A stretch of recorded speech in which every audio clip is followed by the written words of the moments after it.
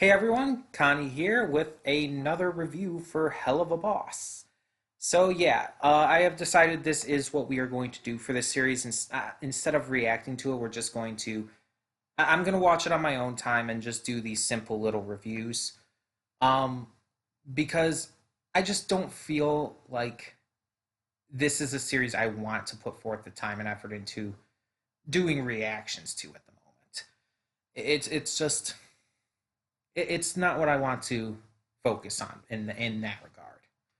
So that being said, um, I think that this is one of those cases where the pilot was so dramatically different in tone and style and feeling that it gave a lot of preconceived notions that I would come to gain with this series.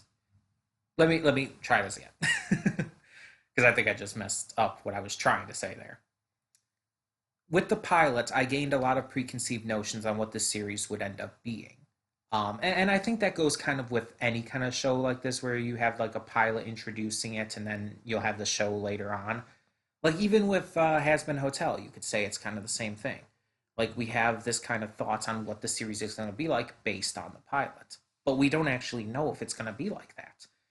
And Hell of a Loss is a great example of that because the pilot for it was honestly crap, in my opinion. I know a lot of people liked it, and you're allowed to like it. I just personally didn't. I didn't like the humor. I didn't like the way the characters were portrayed. I didn't like almost anything about it, honestly.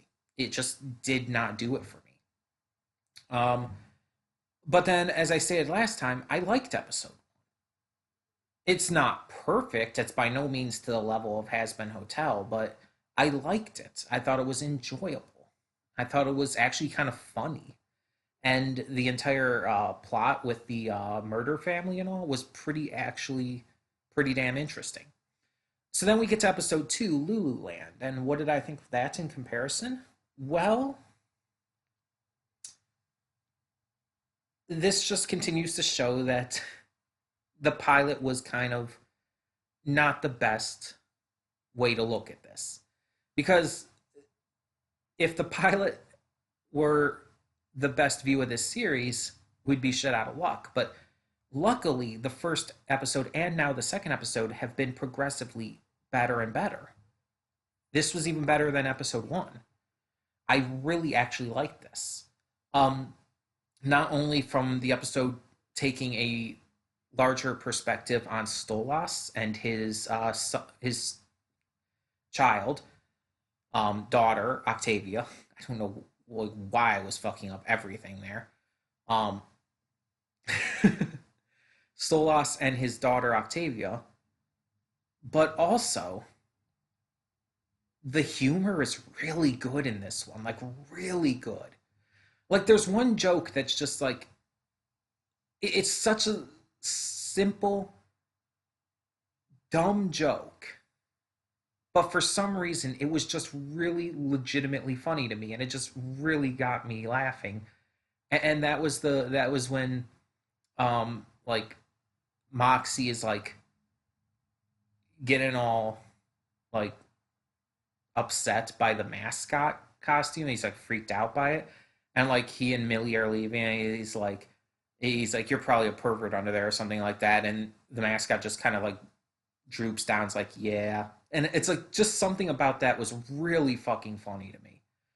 But on top of it, I actually really liked Stolas and Octavia's chemistry.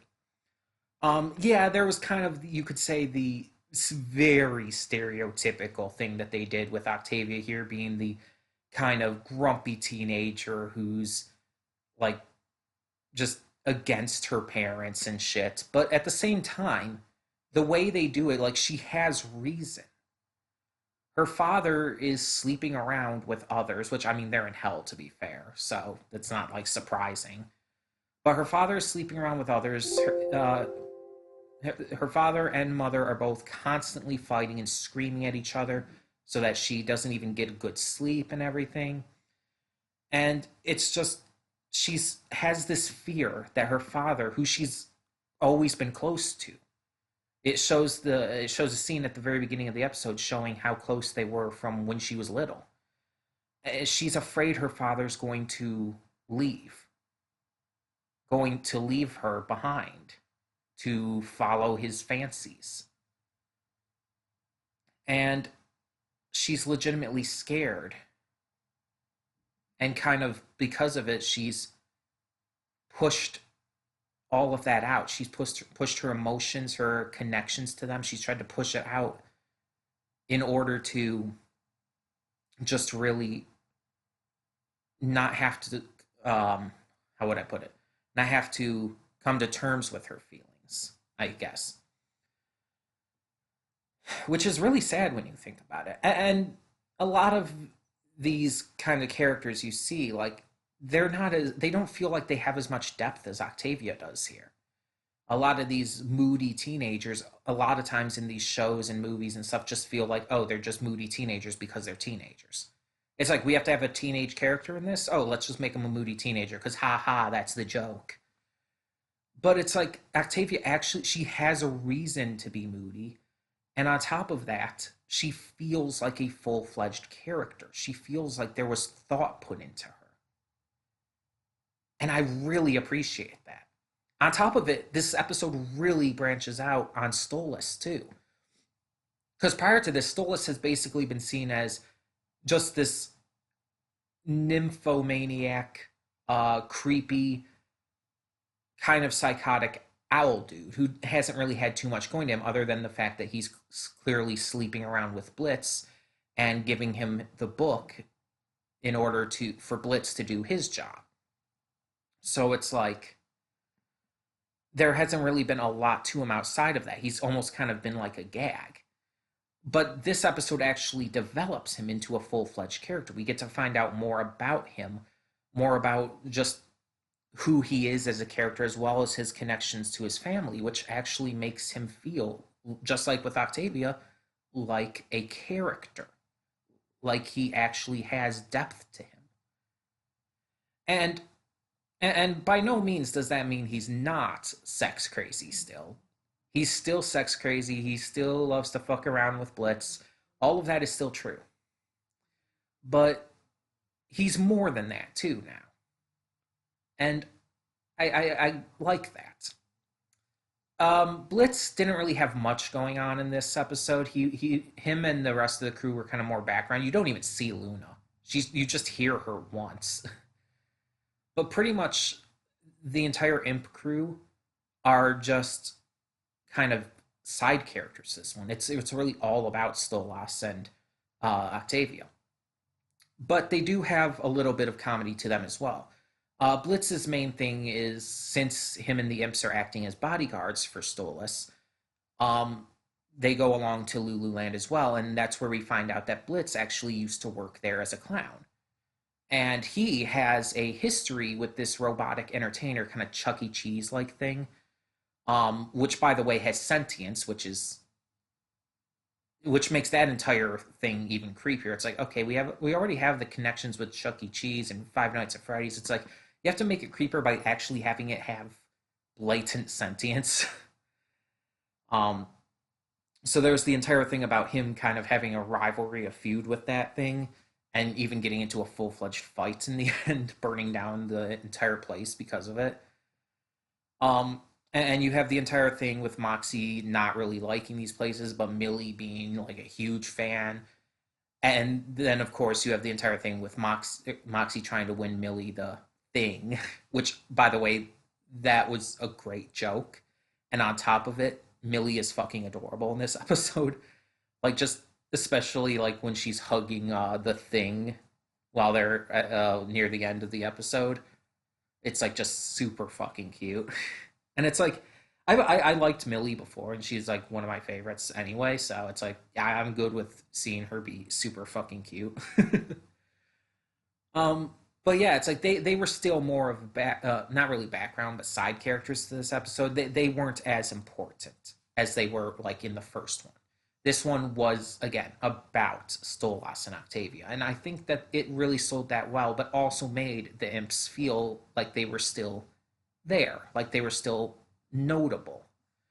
They weren't just out of the picture, and they didn't just feel like they had no point in being there. They very much did feel like they had a point. But at the same time, they were still side characters for this one. Um, there was also the music. There are two main songs. There is the song that the FNAF robot thing sang, the animatronic sang, and that one wasn't anything special. But the song at the beginning that Stolas sings to little Octavia, that was fucking gorgeous. Like that rivals the songs we've heard of Has Been Hotel. In fact, I'd even say it's better than a lot of the songs in Has Been Hotel. It was just really fucking gorgeous. The singing voice for Stolas did a fantastic job, and not to mention the lyrics and there's just the overall tone of the song. It just was really pretty, really just mesmerizing and gorgeous. And yeah, I did hear the little bit that was a little play on the entire uh, inside of or yeah, I think it was from the Inside of Every Demon is a Rainbow song. Either that or it was like it was like maybe what Charlie was saying before that song actually started during the interview, but it was around that time in the Has Been Hotel pilots. Either way, um, but yeah, this was really good. Like I'm surprised by how good it was, even after seeing the first episode, which was in turn good, especially after the pilot. But this was really good. Like I really liked this one. But yeah, like I said, we are going to stick with the review format for this one just because I just don't feel like I want to put in the effort for recording and reacting to this series. This series, I think, is I'm just going to watch on my own, review it as it comes. We'll put up these reviews and we'll leave it at that. Um, though when Has Been Hotel, when the series officially starts for that, we will be reacting to that. I will say that off the bat. I'm still more invested in that than I am with Helluva Boss. But yeah.